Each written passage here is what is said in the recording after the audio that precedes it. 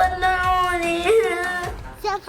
صفاها وأني راح أحررها من الوحش. يلا. أوه ماي جاد، لازم أحررها. لقيتها يم الباب المظلمة، راح أروح وأحررها يم الوحش. صفا محبوسة وأنا راح أقللها من الوحش، أحررها من الوحش. حتى الوحش زين نايم. يلا نسونها الله نجيبها.